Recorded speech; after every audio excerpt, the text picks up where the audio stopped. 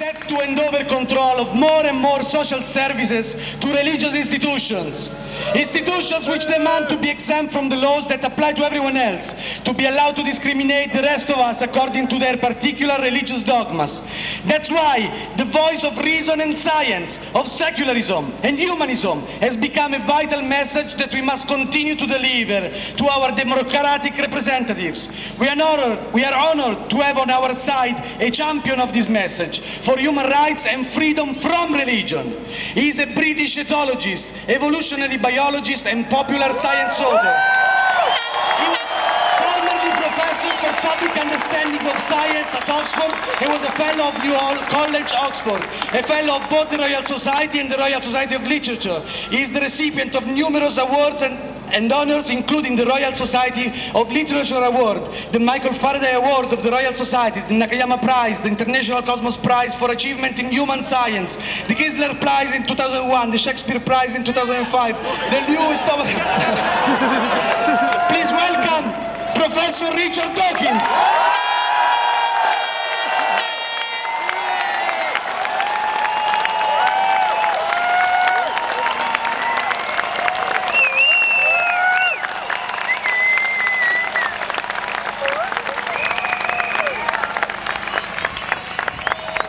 I was at first as outraged as everybody else by the Pope's opening remarks as soon as he landed in Edinburgh, blaming atheists for the atrocities of Hitler and the others of the 20th century.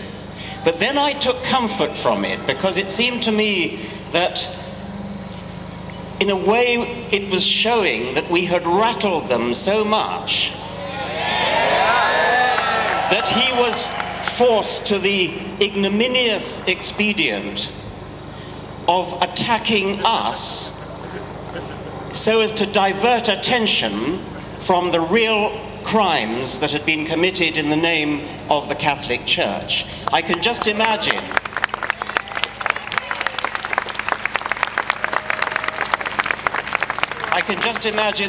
the discussions in the corridors of Vatican power. How are we going to distract them from buggering boys? And the answer came, why don't we attack secularists? Why don't we attack atheists? Why don't we blame them for Hitlerism? Adolf Hitler, was a Roman Catholic.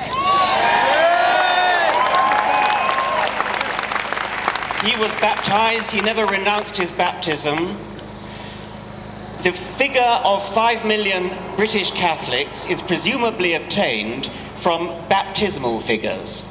I don't believe a word of it. I don't believe there are 5 or 6 million British Catholics. There may be 5 or 6 million who've been baptized, but if the Church wants to claim them as Catholics, then they have to claim Hitler as a Catholic.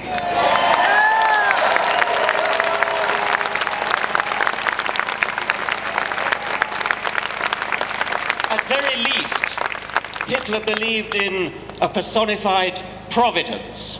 He often spoke of it, and it was presumably the same providence that was invoked by the Cardinal Archbishop of Munich in 1939, when Hitler escaped assassination and the Cardinal ordered a special Te Deum in Munich Cathedral, quote, to thank divine providence in the name of the Archdiocese for the Führer's fortunate escape.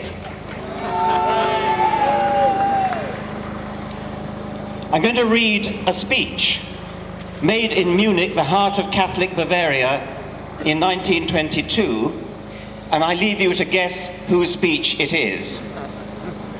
My feeling as a Christian points me to my Lord and Savior as a fighter. It points me to the man who once in loneliness, surrounded by a few followers, recognized these Jews for what they were and summoned men to fight against them, and who, God's truth, was greatest not as a sufferer but as a fighter. In boundless love as a Christian and as a man, I read through the passage which tells how the Lord at last rose in his might and seized the scourge to drive out of the temple the brood of vipers and adders. How terrific was his fight against the Jewish poison. Today, after 2,000 years, with deepest emotion, I recognize more profoundly than ever before the fact that it was for this that he had to shed his blood upon the cross. That was one of numerous speeches by Adolf Hitler, passages in Mein Kampf, where Adolf Hitler invoked his own Roman Catholic Christianity. No wonder he received such warm support from within the Catholic hierarchy of Germany. That, ladies and gentlemen, is the disgusting theory that leads them to presume that it was godlessness that made Hitler and Stalin the monsters that they were. We are all monsters unless redeemed by Jesus. What a revolting, depraved, inhuman theory to base your life on. That's the theory of Benedict.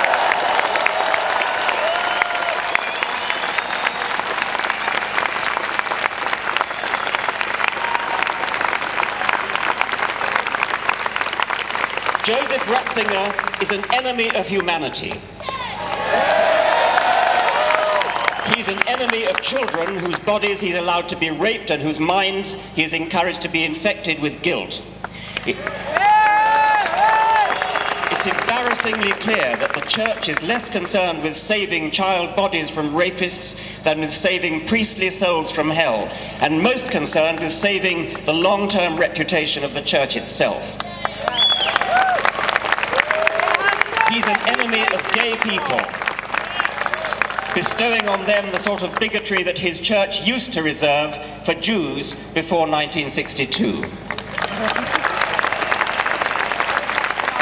He's an enemy of women, barring them from the priesthood, as though a penis were an essential tool for pastoral duties.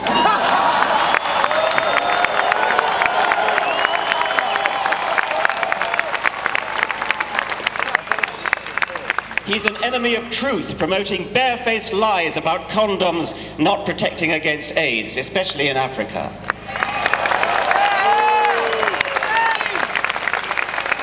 He's an enemy of the poorest people on the planet, condemning them to inflated families that they cannot feed, and so keeping them in the bondage of perpetual poverty.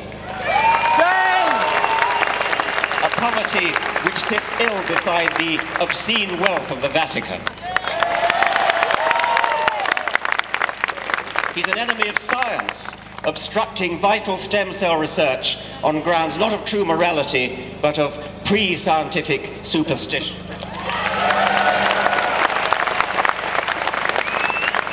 Ratzinger is even an enemy, he's even an enemy of the Queen's own church, arrogantly dissing Anglican orders as, quote, absolutely null and utterly void, while at the same time shamelessly trying to poach Anglican vicars to shore up his own pitifully declining priesthood.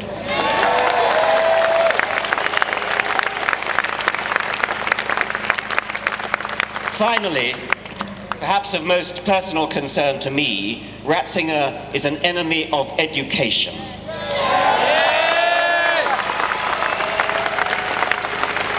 Quite apart from the lifelong psychological damage caused by the guilt and fear that have made Catholic education infamous throughout the world, he and his church foster the educationally pernicious doctrine that evidence is a less reliable basis for belief than faith, tradition, revelation, and authority. His authority.